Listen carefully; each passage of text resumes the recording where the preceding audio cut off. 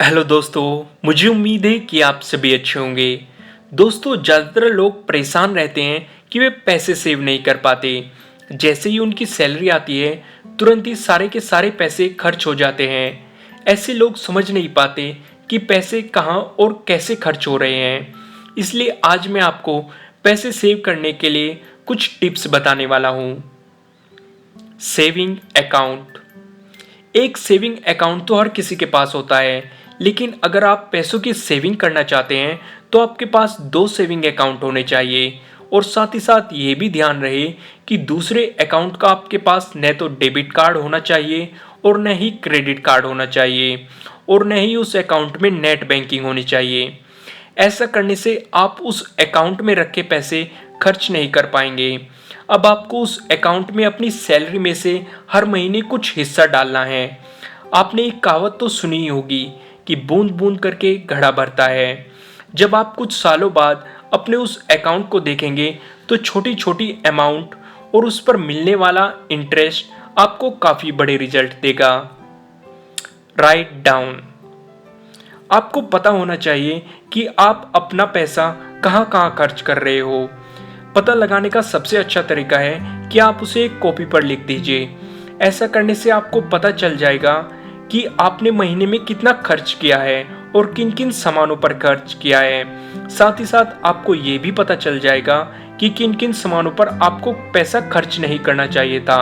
Next time कुछ भी खरीदते वक्त आपके ध्यान में रहेगा कि ये आपके लिए ज़रूरी है या नहीं। अगर ज़रूरी है तो खरीद लीजिए, अगर ज़रूरी नहीं है तो मत खरीदिए। Don't get attract.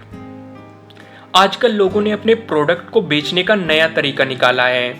या तो वे अपने प्रोडक्ट पर अलग अलग ऑफर रख देते हैं, जैसे 20% ऑफ, 50% ऑफ, या फिर by one get one free. ये सब देखकर आप उस प्रोडक्ट की तरफ अट्रैक्ट हो जाते हैं। आपको ज़रूरत न होते हुए भी ऑफर देखकर आप उस प्रोडक्ट को खरीद लेते हैं। इसलिए अगर आपको किसी प्रोडक्ट की ज़रूरत है तो ही उस प्रोडक्ट को खरीदिए। ऑफर देखकर किसी भी प्रोडक्ट की तरफ अट्रैक्ट न हो। Buy used stuff. अगर आपके पास पैसे कम हैं और आप सभी फैसिलिटीज़ के साथ अपनी ज़िंदगी बिताना चाहते हैं तो आपको पुराने सामानों को खरीदना चाहिए।